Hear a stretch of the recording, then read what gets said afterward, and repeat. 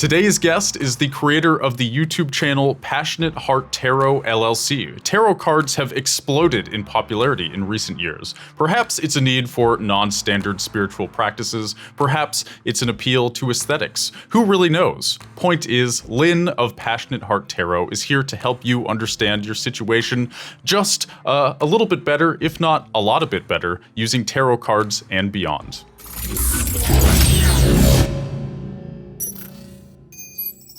Lynn, how are you doing today? I'm great. Thank you so much for inviting me. So for those who aren't super familiar with tarot cards, I guess, what are they and how are they used? So tarot cards, I consider them to be a sophisticated divination tool. They're divided into two different groups, major and minor arcana, and it's a path that's laid out. So it's like a life's journey with the major arcana.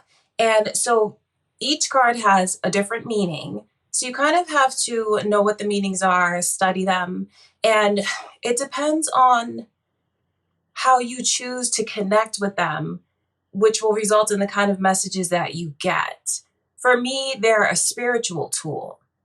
And so they're used to get predictions, guidance, things like that. Mm-hmm. And so when you say divination, that's like, I think some people hear divination and they think like predicting the future or something like that, but that isn't really what divination is, right? It's more of getting clarity on a situation, or that to me is kind of the main use of divination. Would you agree with that? I do agree with that. You can use tarot cards to look into the past, present, or future. And I think there can be a misunderstanding with tarot cards. So I have a couple decks myself. So I have some experience with this. Oh yeah, here's them if you wanted to take a look, Lynn. Yeah, so for those who aren't familiar, like tarot cards, at least to me, my explanation is each card is symbolic. My favorite card is the Magician, and he's kind of all about taking ideas from being an idea to executing them in the real world. So that's the idea of the Magician. And for me, that's important because I have all these weird, interesting ideas. I've been on YouTube for 8 years, and it takes a certain amount of clarity to do that. And to me, the Magician kind of represents that mindset that it takes to succeed here in the Wild West. And so I guess, like, to me, tarot cards are symbolic of many different things. And depending on what cards you get and what arrangement of cards you see before you, and depending on the situation that you're trying to get clarity on, the cards can kind of help you figure out what you are looking for and kind of make you think in different ways that you wouldn't have been able to think about before. Is that kind of, do you share that philosophy? I do. That's a beautiful way to look at it, definitely. And just because a card could have like a certain definition, it all depends on what you're looking into. And most of the time, tarot can show us what's hidden. So even though a card can have a certain meaning to it, you can't always just use the definition of a card to interpret it. There's so many other things that go along with that as well. And so can you tell us a little about your background? So you started this YouTube channel somewhat recently, right? It was... I did. I started the channel in December of 2018, kind of set it up, but published my first readings in January of 2019. And I see your first video was Aquarius, You're Destined to Be Together. And that got 78,000 views, which is pretty big for a first video. Can you tell us about, like, what was in that video? Like, why do you think it took off? Honestly, I think it took off because it's just something that I'm meant to do. I mean, that can sound pretty simple, but I think that it's just a part of what I'm aligned to do in this life. Mm-hmm. I know that's pretty simple, but I really think that my fate has a lot to do with the success that I had so quickly.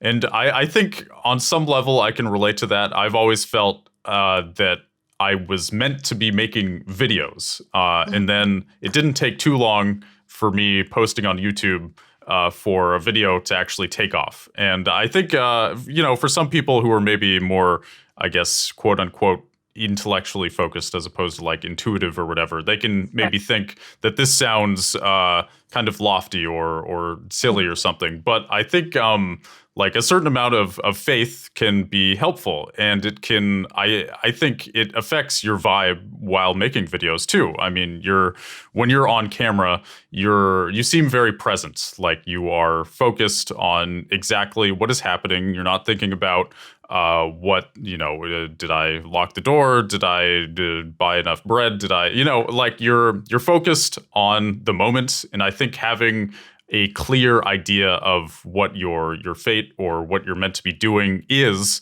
then it really helps you be present. And yeah, so you felt that you were meant to be doing this. How did you come to realize that? Well, I look at my channel as a service that I provide. So I also think that that has a big part to do with the success. If you can offer someone a service that's valuable to them. And I look at it as fate, but it just happened to be something that was so accurate to what was going on with Aquarius at the time. So it's like offering that service, if that makes sense. So like you felt like you had a job to help people, to serve people. Definitely. And this was part of it. Exactly. So I am curious about your sort of creative process. Your videos tend to be quite long. You have a lot of videos that are over an hour. That is sort of unusual on YouTube. I feel like you can kind of put your videos on and they just kind of, there's an atmosphere of just being able to get lost in them, or to either have them on in the background, or, like your videos they can rack up watch time. The algorithm likes that because they are so long. But I think there is also a sense of like, there's a lot of information in your videos. Like, was that a choice to have your videos be super long instead of super edited? Or like, how did you decide on that? So when I'm doing my readings, it's just a matter of channeling the messages. So I pretty much stop when I feel like I have no other messages to give. And it's funny because I used to do, so now I've started to do those much longer videos where I'll do all 12 signs on one video. But before, I used to kind of break it down and do 12 separate videos, but that got to be a lot. So I just feel like what keeps them going is the messages that I have to give. It all depends really on what I receive to give, if that makes sense. Some could be shorter, some could be longer. It all depends on how deep I choose to look into the situation. Mm-hmm. So it really, I feel like it can really all depend. And I feel like recently what makes my videos so long is because I choose to look into all 12 signs for one video. And when you say all 12 signs, you're talking about the astrological signs, the zodiac signs, right? The zodiac signs. Gotcha.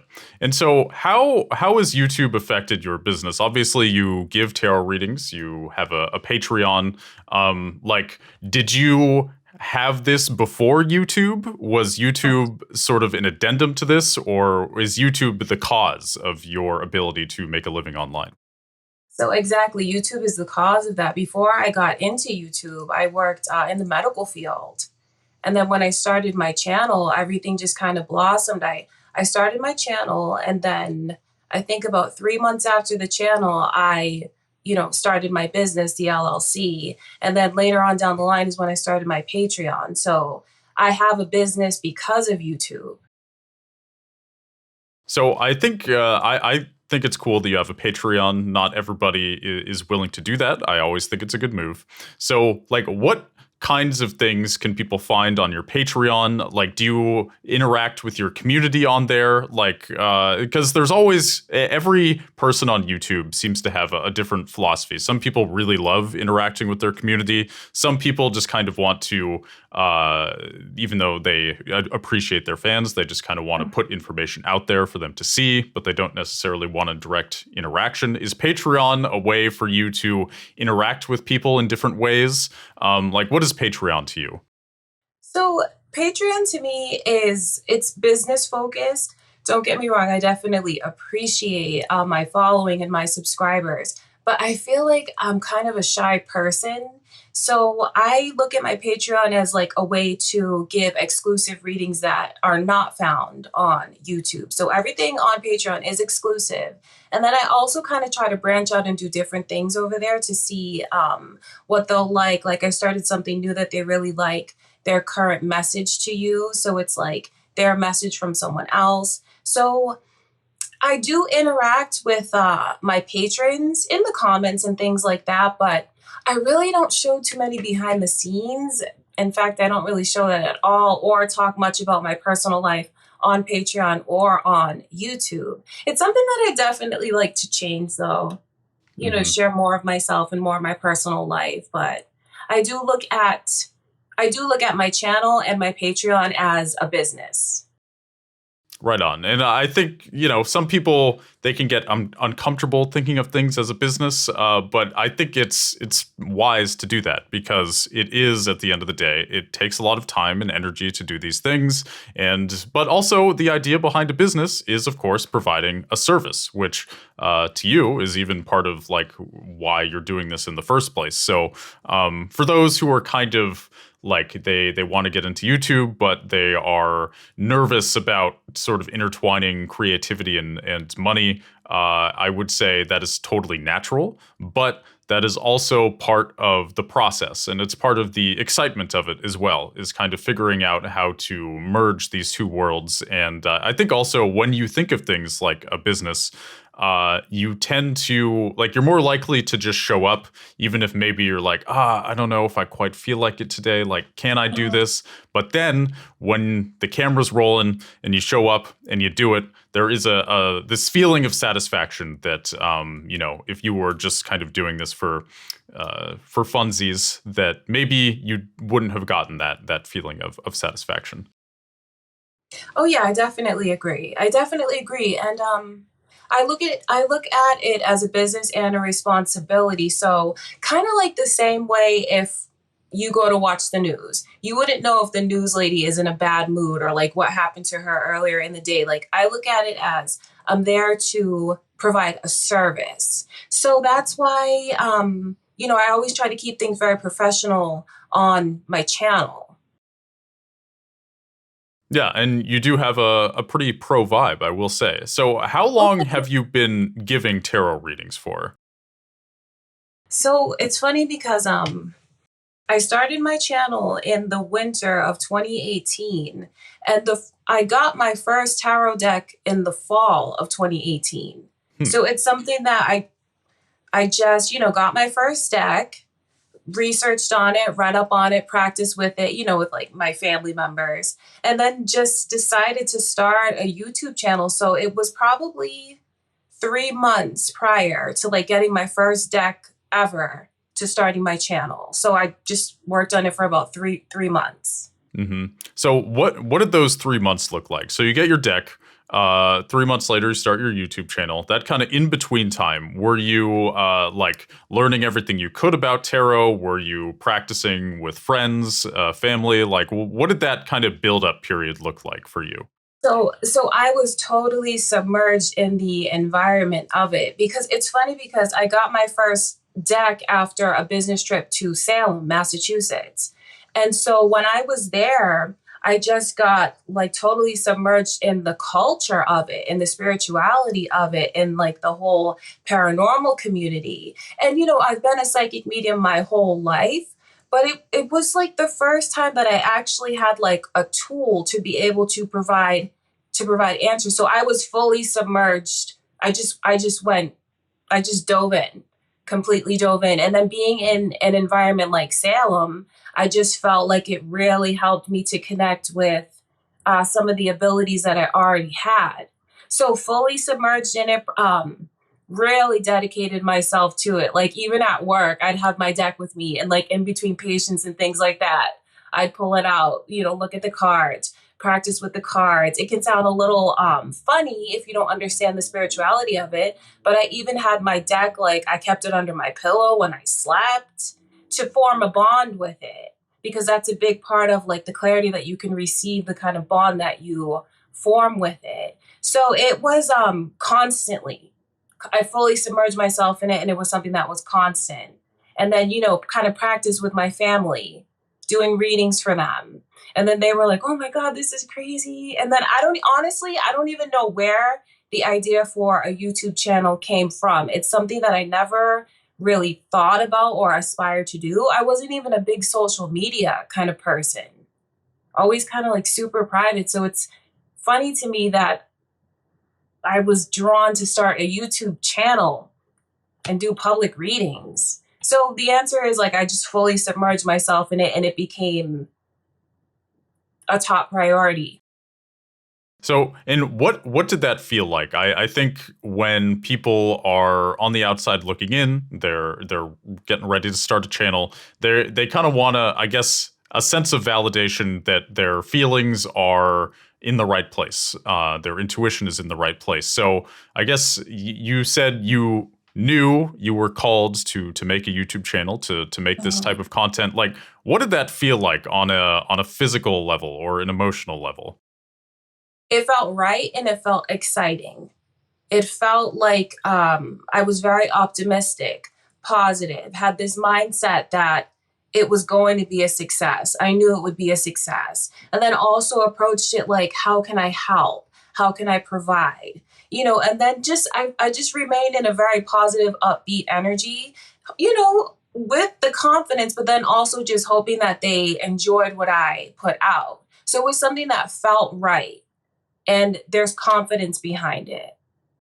Right on. I love that answer. So it felt right. There was confidence behind it, but surely in that period leading up to the channel, you also had some days where you were like, "Is this right?" Or maybe not entire days, but moments where you weren't sure.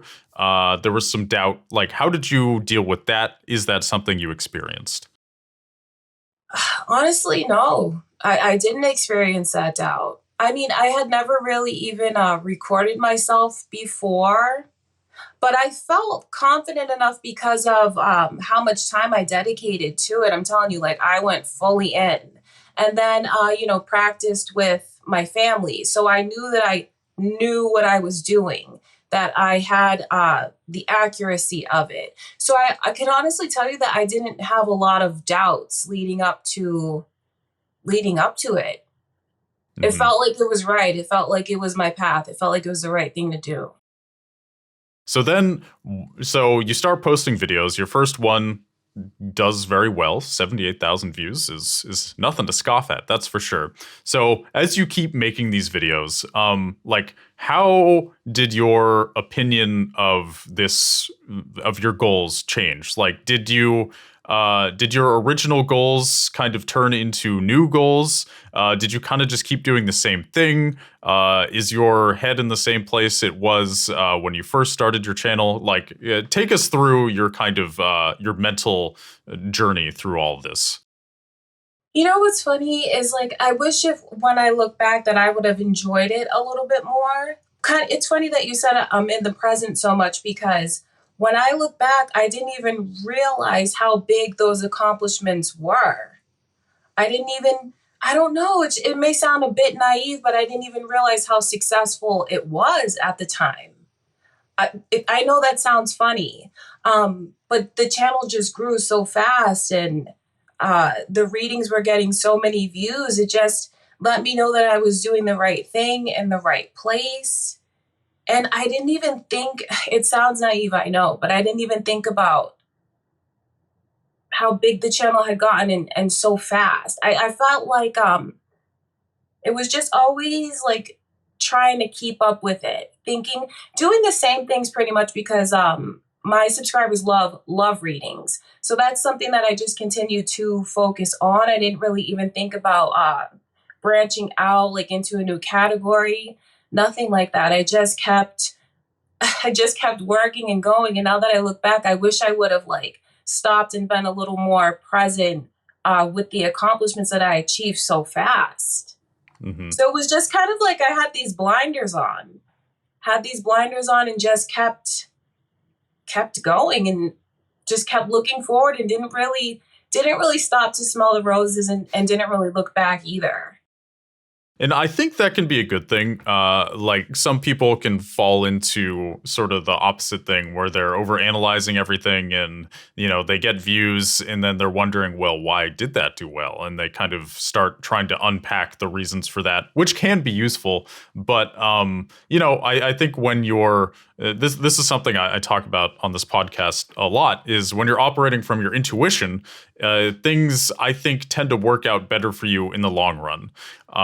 Because you're staying more true to yourself. And yes, you do want to kind of analyze what works, which it sounds like you have as well. Like, that your audience loves love readings. So you will make lots of videos about that and whether it's finding love or how to deal with a current love situation. You know that your audience is going to tune in and they're going to be listening. And I think you are kind of walking that line between knowing what your audience wants, but also just kind of doing what you want to do. So as far as the business end of YouTube, so you obviously have a website, passionatehearttarot.com. So people can book readings on there, correct? That's right. So how have you used YouTube to generate traffic for your website? Is there a strategy there? Are there any tips that you would give to people trying to do the same thing? So absolutely, YouTube is where I pretty much do all of my marketing. YouTube is where people can, just if you think about it like this, they see something that they like on YouTube that's meant for a general audience. And so to be able to book a private reading with me after just connecting with someone that's connecting with a message that's meant for the general public, I feel like it's even more special and draws people to my website to book private readings. So I look at YouTube as the place where I do all of my marketing and advertising for my private business. And so if you could walk people through like when you talk about your private business in your videos, like how do you approach that? So, what's funny is when people are into tarot, I feel like when they connect with the message, they feel a connection to you, so they'll want to book a private reading with you. So I used to tell people in the beginning of my videos, if you want to book a private reading with me, you can head to my website.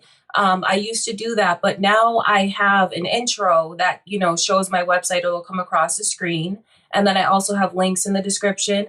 Honestly, I don't even draw too much attention to like my Patreon or my website. It's just a matter of like, it's there. If they look, they'll find it. I don't know. It's like more of an organic approach. It's like not so much of a pushy approach. Like it's there in the beginning and they can see that I have a website.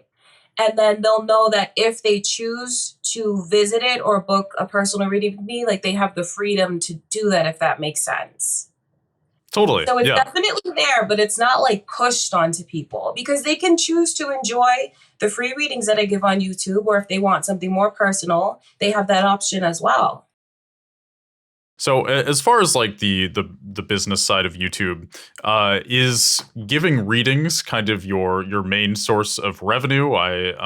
You have YouTube ads, I believe, but is it mostly ads and readings? Are there other ways that you are able to monetize this if you're comfortable talking about it? Oh, so let me just understand what you're asking. Are you asking like where my most revenue comes from? Is that Yeah. Oh, okay. Yeah. So definitely from my personal readings in my private business.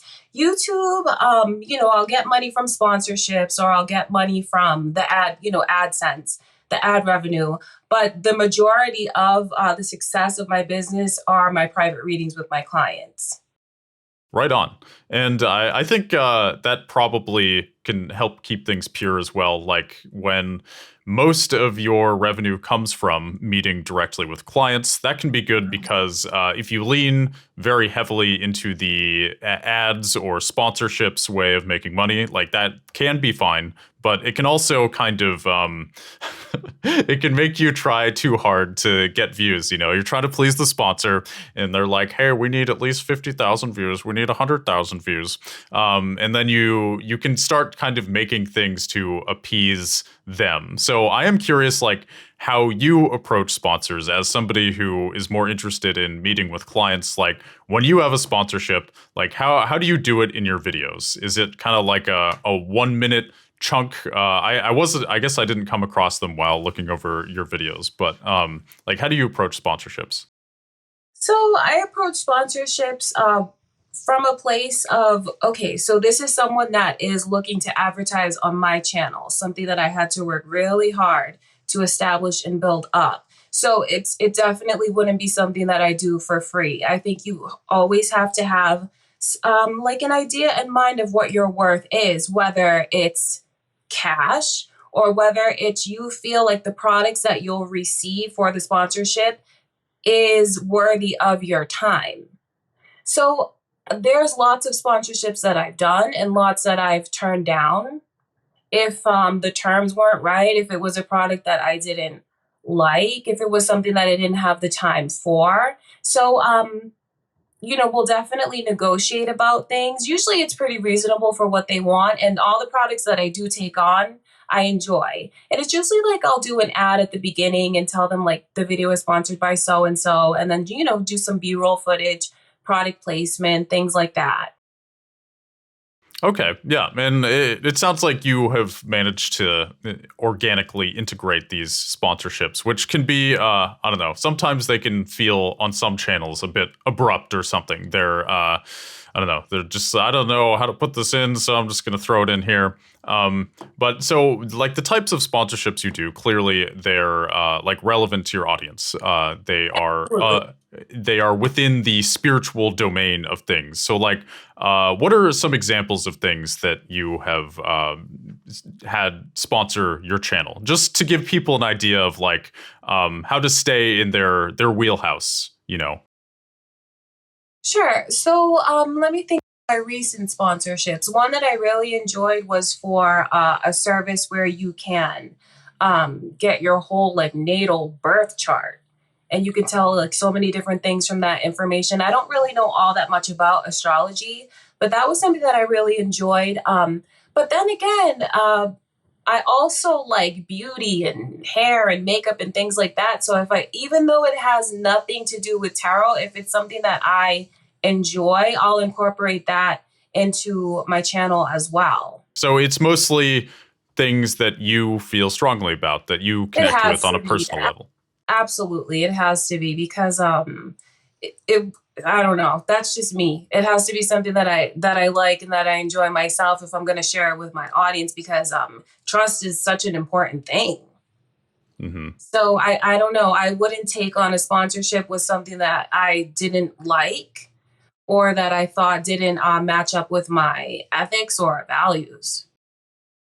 And I think that's super important because I've taken some sponsorships over the years that, you know, not that I did anything sketchy or that I didn't like the product necessarily, but you know, when I was full-time YouTube and I was relying on it for an income, it was appealing when a company would come like, "Hey, we'll pay you X amount of dollars to advertise our products," even if we weren't entirely sure if our audience would care about it. Yeah. Sometimes we'd do it anyway, and I think in the long run that actually hurt us because yes, we were able to live more comfortably that month and pay our bills and whatnot, but Mhm. you kind of end up going down this rabbit hole of trying to maximize profit in the short term, which is not really what you want to be doing. You want to be cultivating an audience who trusts you, and you also want to be cultivating yourself. And I think when you market something that maybe that you don't actually believe in, it can, on some level, corrupt you at least a little bit, and that will affect you the more that you do it. Oh, I agree, absolutely. And with what I do, trust is one of the most important things. People are trusting me to tell them the truth, to relay messages to them, to help them. So, it's funny the way that that goes hand in hand. You wouldn't think that it could be something that's so serious, but I feel like the audience definitely knows what's authentic and what's not. And I understand, like, you might have to do things. Everybody needs money, everybody needs to live, but, for me, luckily, I've been put in a position where I don't have to take on sponsorships if I don't want to. So I'm lucky in that way. Definitely. And that's always the easiest way to not make the wrong decisions with that sort of thing is you're in a place where you don't need to. Yeah. You don't have to like, oh boy, it sure would be nice. But no, like you clearly have set your life up in a way where you're not trying to just get by this month. And that is very smart. So I am curious, you said you had a job in the medical field. Oh, Are you still doing that? Is your YouTube channel part-time, full-time? What is your time breakdown there? so YouTube and my business are my full time jobs now. It's what I do for a living now. I think it was 2020. I want to say that when I quit where I was and went full time into my YouTube channel and my business. So that's how I make my living, supporting myself. So how long was it between starting this business and going full-time with it? Like um what was the lag time there? I guess it sounds like about 2 years. You started it in 2018 and then 2020.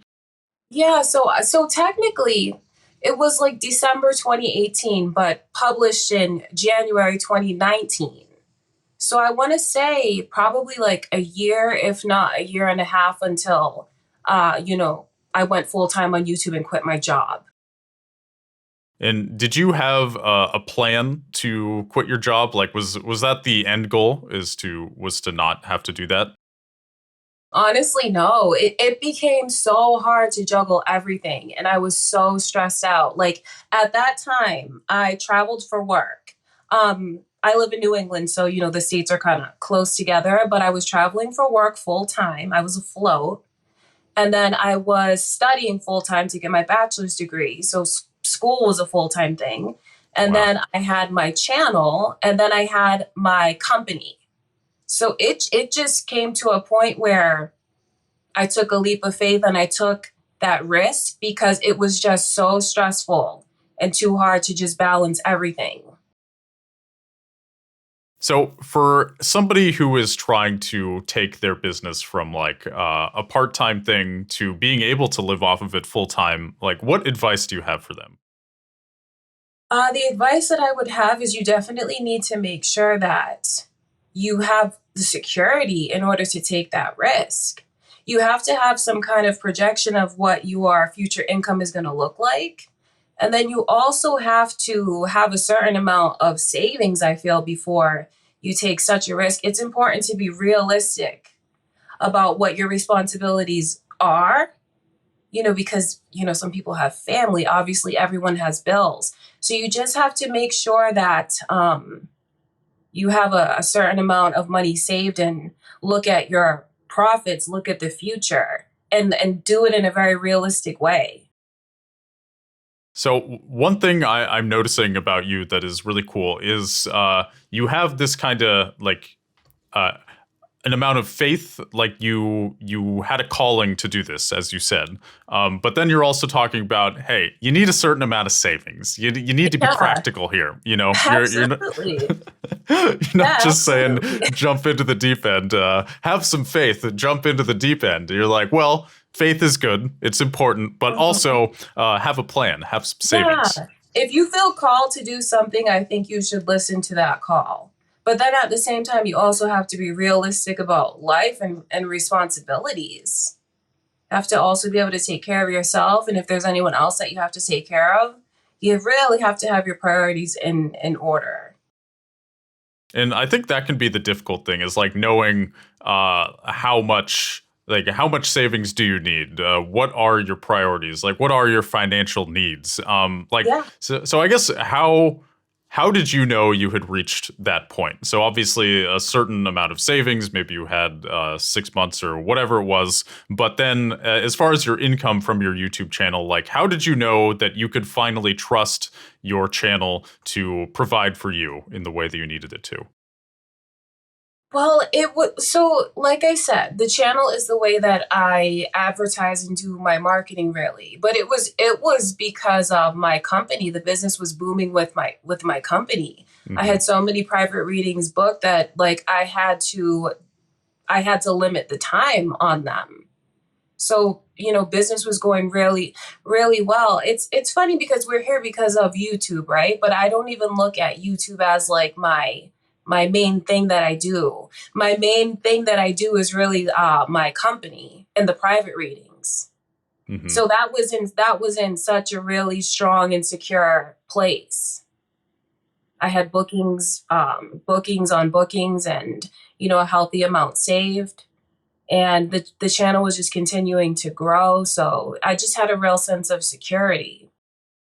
Right. And it's, I always encourage people to do what you're doing, which is have a place off of YouTube where you have a business, because that Yeah. is much more reliable than YouTube. Because the thing about YouTube Mhm. is it's wonderful, it's great, but it's kind of hard to predict how well videos will do. You might have a video that you recorded that you think is the best video you've ever done, but it also might do the worst a video has ever done on your channel. And it's not your fault. It's not anybody's fault. That's just kind of the name of the game.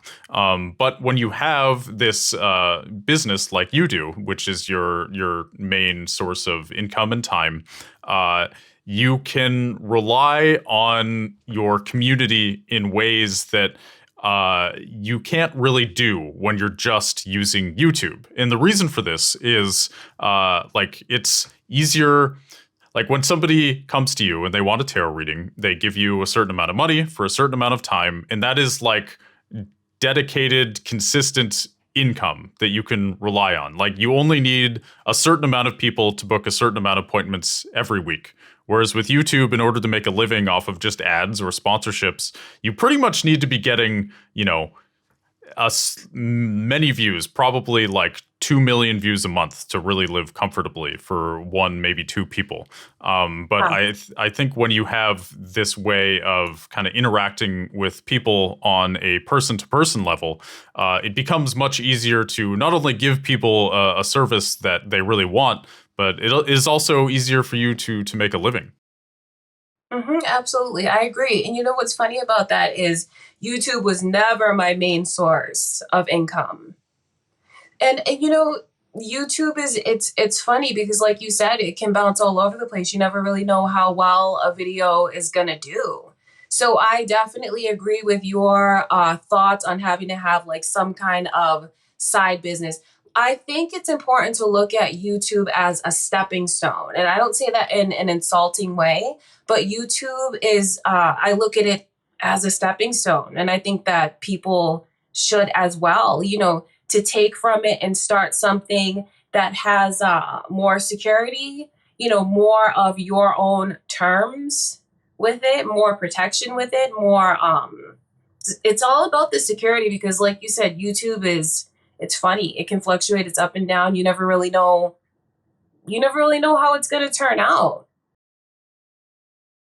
Yeah, No matter seriously. how long, no matter how long you've been on there, you never really know what's going to happen from like one month to the next.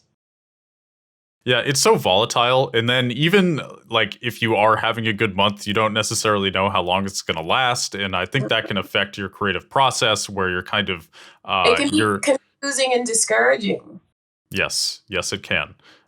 Which in which is why being able to lean on your community is so helpful. Because even if a video gets 10% of the views you were expecting, you still have these people who they're regular clients, they're people who believe in you, and it's kind of amazing how few people it actually takes to make that work. So Mhm. there were two channels that I helped create over the last 8 years. One is called Tree Skull, which is a video game channel. The other is Bonsai Pop, and they had completely different strategies. Tree Skull's strategy was get as many views as possible and make money that way through YouTube ads or sponsorships, and that was kind of the strategy. But Bonsai Pop, we focused more on building a community and maintaining a community. Mhm. And that ended up being way less stressful and way more fun because you spend time interacting with people. You're spending less time trying to play the YouTube game, and you're spending Yeah. more time kind of having interactions with others. And then on top of that, like it's just the money's more consistent too. Mhm. If you have a month where your views get cut in half for no reason, your community is still there. They're still Exactly. there. Exactly. When you build a loyal community, you build a loyal community, and so whatever you obviously, if you start a side business with it, you already have that audience there who are interested in what it is that you have to offer or present to them. So it definitely is important to uh, build a loyal community. And so, what advice would you have to somebody who is trying to build a community? I would say that consistency is very important. No, because depending on what you're offering to them, I always look at YouTube as a way to provide a service. So it's like you have to think about what the needs of the subscribers are and fulfill those needs and do it in a consistent way, a way that they know you'll be there for them, a way that's reliable. So that's definitely an important part of building loyalty. Yeah, I agree. If people know that you're going to keep showing up, then they are going to be more likely to Look be for you. loyal to you. And look Yeah, for you. yeah. When you're inconsistent, they don't necessarily trust that you're always going to be there. So, the why would they give you money? Why would they kind of want to buy into what you're doing if you aren't consistent? So I like that. I think that makes a lot of sense. One thing I really like to ask people is how has all of this changed you or like your approach to life? So now you're able to make a living doing something that you're very passionate about, that you even feel called to be doing. How do you feel different now versus before all of this started? Well, even though it's a big blessing to be able, to have my own business, like I don't have to answer to anyone. I don't have to work for anyone.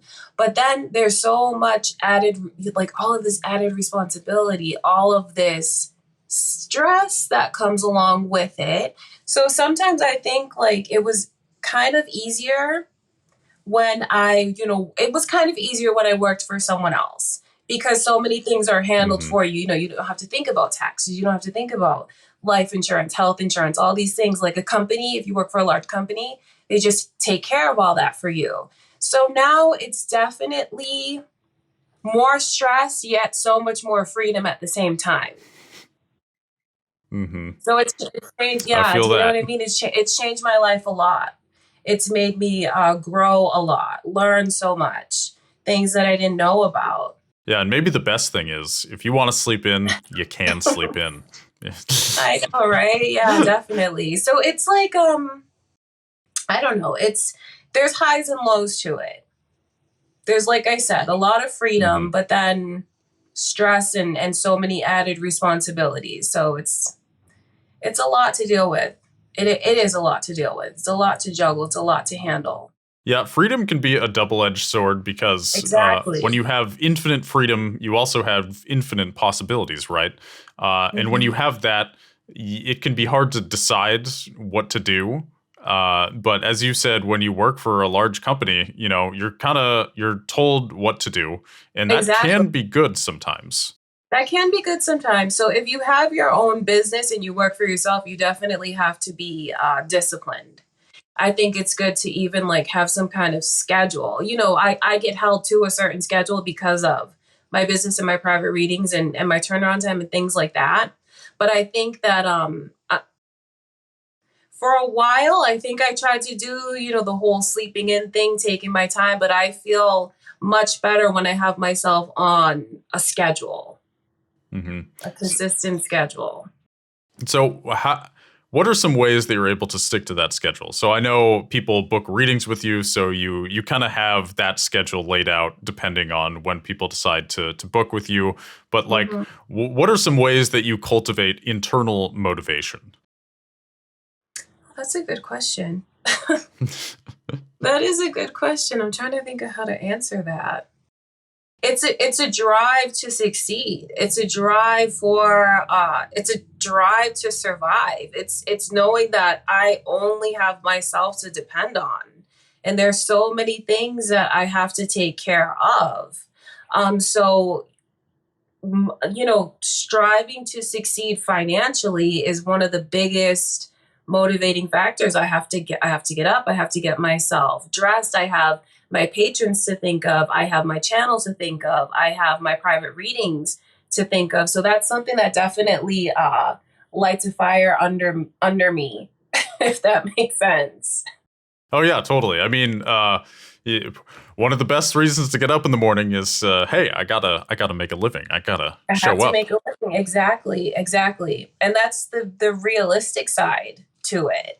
This is how I support myself. This is how I survive. Hmm. So that's one of the biggest factors that motivates me.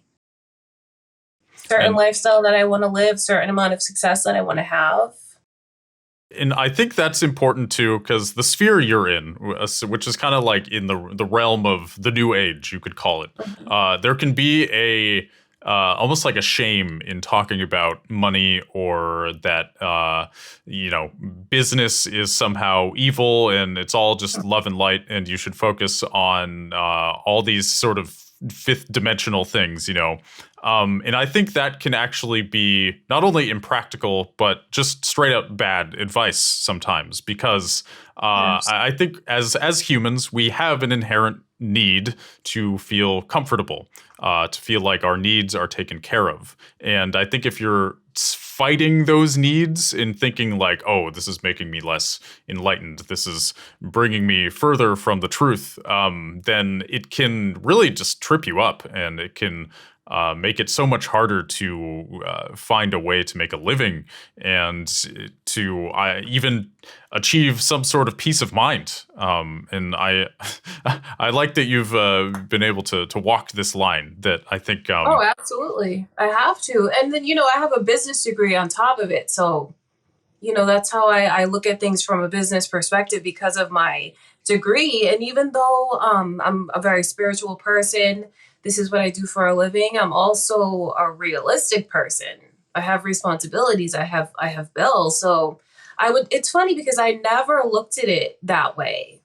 Like if I strive for certain, financial success, or look at it as a business, that I would be disconnected from spirituality or enlightenment somehow. I feel like that's what true wisdom is.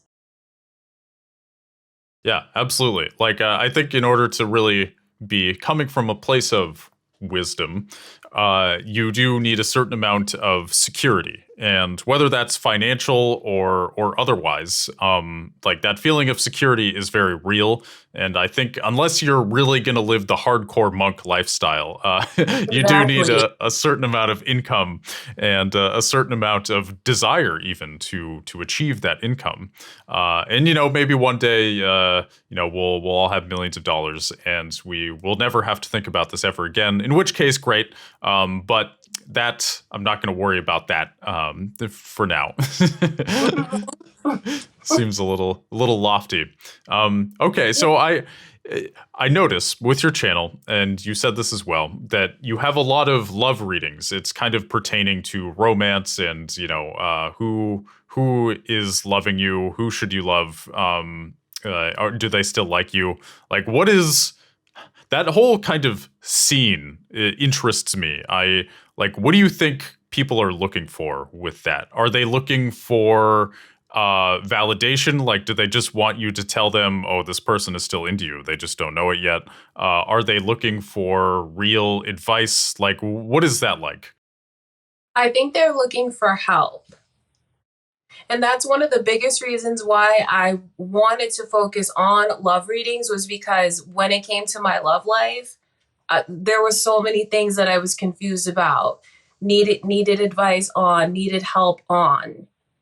So I really feel like people who watch love readings, they're looking for clarity, they're looking for help, they're looking for direction, and then it all depends on what they're ready to hear. If they are ready to hold on to something and keep focusing on it, or if they're ready to release it and move on to the next phase. I think really it stems from a place of them needing that help.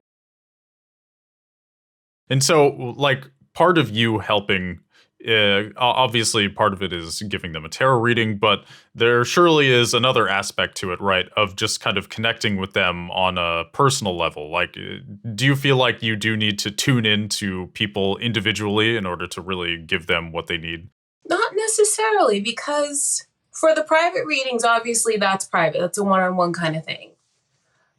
The way that I tune in with people, which may sound kind of funny, is just focusing on their sign. You know, it's funny because the readings that are on YouTube are general. They're meant for pretty much anyone that wants to watch for that sign. So it falls under such a big category that how can you really connect individually with people who watch YouTube readings? You don't know how many people are watching them, if that makes sense. It's just for such a wide audience. So I don't know, it's kind of a difficult question. Yeah, it's and that's cool. Like, clearly what you're doing works, and I've seen multiple channels do this as well. Like, they have hey Pisces, here's some good information that you'll want to know regarding love or whatever. Hmm. And that seems to work with people, especially if they identify with their sign. Yeah, I think it exactly. is easier to connect with. And yeah, I also I think it's interesting how deeply tarot and astrology have become intertwined, because they're not technically like they. I don't think they had any relation to begin with, but now It's so somehow funny, isn't they it? They're, do. they're all, it's like everything is like mingled together. Like witchcraft, tarot, psychic mediums, astrology, like everything is all mingled together. And I'll tell you that it's funny because I don't really know anything about astrology. I'm a psychic medium and I read for the individual zodiac signs just so I can have someone to focus on.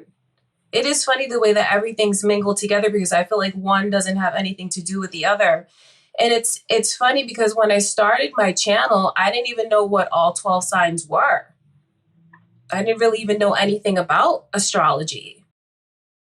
And then, so did you learn about astrology in order to feel like you knew more about the space, or did it kind of just happen naturally? Where, I mean, whenever you look up stuff about tarot cards, astrology naturally follows. So, did you just kind of end up consuming that sort of material? You know, it's funny because I feel like the only thing I needed to know about astrology are the 12 zodiac signs. I know that, like, okay, when you fall under a certain sign, like you're supposed to have these traits or these characteristics, but I don't know. I don't look at it in that way. I don't. I read for the zodiac signs just to have someone to talk to. I know that sounds kind of funny, but that's really what it's all about. And I really don't even know much about astrology. You know, there's so many things like Mercury retrograde and like all these things that I hear about and I see about on YouTube, and I know nothing about that. So I feel like you don't necessarily have to know about astrology in order to be an accurate tarot reader. Right, and they are totally different disciplines, different fields, and I think that is totally valid. Hmm. So, I guess like, the love reading, going back to that, do you feel like is there a lot of people who come to you with this kind of attachment mentality, like they're attached to somebody and they can't let them go? Is that like a stereotype? Or like what is the kind of the most common person to come to you with a love reading? I feel like one of the most common readings are the how do they feel about me, trying to gain clarity in that. And then my love reading overall, I think they're even trying to understand the feelings that they have for someone. And I think that they're trying to understand the purpose of why, the depth of the connection. Where is it meant to go? What are they supposed to have together? So I feel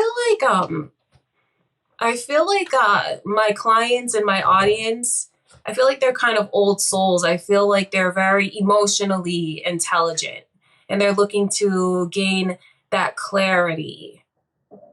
I feel like the only thing where I really see like attachment is when you get into the whole soulmate twin flame, if you know anything about that. Yes, I do. That that's a tricky one. That's where I feel like people will hold on to a certain connection because they feel like they're obligated to do so because of that title that they attach to the connection. And for those who don't know, could you describe like what a twin flame is? I have a totally different perception of what a twin flame is than I feel my audience does. I'll gladly read for them about their soulmates or twin flames, but I don't necessarily believe in it the same way that like the YouTube world believes in it. I Hmm. feel like I feel like I feel like a twin flame is looked at as someone that you have this attachment to that you can never sever those ties. So, like, unfortunately, someone will convince themselves that they have like this twin flame and like remain in an unhealthy, abusive relationship, a toxic relationship, because they've put this title on it that it's something that's supposed to be the end all be all and forever. But the way that I look at the twin flame connection is I honestly don't feel like we'll ever incarnate with our true twin. I Hmm. feel like your true twin is like a precious gem, a jewel. It's someone who will stay on the other side. It's not someone that you would incarnate with and be in this lifetime with. You would never be able to detach from that person. You'd never be able to have your own experiences without that person. I feel like your true twin is someone who stays on the other side as you come into this lifetime and they almost watch over you. I feel like that's why there's such a longing to find the one in this lifetime because of the separation that you have with your true twin that they never incarnate with you and they're on the other side. I feel like that's why there's such a longing within people, to find the one or like their other half or like their soulmate. It's like something within their soul that remembers that they really do have a twin. But I don't look at it as like your one soul. You're your own individual souls. You have your own individual lessons that you are going to learn. And I feel like they'll never incarnate in this lifetime with you. And I know that can sound very discouraging. I feel like the most that we can hope for is like a kindred spirit. And that's a beautiful thing. So I feel like the whole twin flame soulmate thing, that's like dangerous territory. Hmm. And it's not even something I don't believe in it in the same way that I feel most people do. Because I Yeah. just feel like it's a slippery slope and it can if you give someone that title, you'll accept so many things from that person you probably shouldn't, just thinking that they're your forever and you'll never find someone else like that, which is just such a sad way to look at love to me. Yeah, and I think you do want to approach love with a certain amount of detachment, as the Buddhists would say.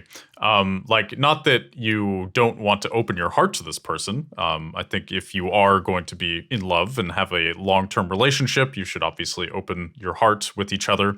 But as you say, when you put that label of like a twin flame, they're essentially your twin in a different body. They're like you're two halves of the same soul. This is like, well, as soon as you Right. start kind of telling yourself these grandiose stories, it can, as you say, like you start putting pressure on the relationship to keep it together because now you Exactly. have to like live this epic story instead of maybe looking at things as they are, which sometimes can be toxic or can be even just mediocre. Mhm. Maybe there's somebody better Exactly. out there for you, but because you've assigned this person this grandiose label of twin flame, you're just not willing to let them go, and you're I not really know. seeing them as they actually are. Mhm. Exactly. And I Exactly. think it's good that you don't have the same perspective that a lot of sort of new age YouTube does. New age YouTube is very funny to me. I watch quite a few videos on it, and I again like I have these tarot cards. I like a lot of these concepts, but I'm definitely, I'm not as, I guess, out there as some people are, and it can be, I think, grounding to look at these concepts and to I guess appreciate them. I like the idea of a twin flame. I think it's the idea that your perfect soulmate is out there and that they will complete you in every way. I mean, that's nice, but That's nice, but it's like, let's maybe that's a take lot of that. pressure. That's a lot of Yeah. pressure, and then think if you don't find that person, how you can feel like a failure because of it. Yeah, and then you're going to start comparing every person you meet to this sort of ideological person who doesn't actually exist. When you notice a flaw in somebody, you may either brush it aside or you may like overanalyze it and think, oh, well, they can't be my twin flame, so this isn't going to work. But I really, know. to make a relationship work, you have to be aware of somebody's flaws and either decide if you are okay with them or can help them with them, or if maybe it's time to bounce. And I think Mhm. that's kind of like a practical way of looking at it. You know. Yeah, definitely. Definitely. Well, this has been really wonderful. Is there like any one piece of advice you would give to people who are trying to do what you are doing right now? Start. Don't put it off any longer. If you feel called to something, if you really want to do it, it's never going to be the perfect timing. It's never going to be the perfect situation. Just start. Just do it. Just jump into it and just take a chance. Don't put it off. Just go for it. Yep, sage advice. Like that, I've asked a bunch of people that question now, and that's probably one of the best answers I've heard. Is I've heard it from a couple people too, and it's consistently true. You just got to show up, do it, keep doing it, and then eventually, like you're gonna keep getting better as well. You're gonna get more comfortable. You're gonna be able to flow with it more. You're gonna look at your old videos and realize, oh wow, my new videos are so much better. Look how much better I am, and Mhm. it's start. That's all it comes down to. Yeah, start and just be open to learning, be open to adapting and adjusting. Don't be too hard on yourself. So where can people find you? So you can find me on my YouTube channel, Passionate Heart Tarot LLC. And you can also find me on my website, passionatehearttarot.com. And on my YouTube channel, there's links to my Patreon, and that's at Passionate Heart Tarot LLC. Right on. And with that, we will wrap up this conversation. Thank you Thank you so so much. much. Yes. Yeah. Thank Thanks you. for joining me. And thanks for watching, whoever you are out there. And I will see you in the next one. Thank Bye, you so much. everybody.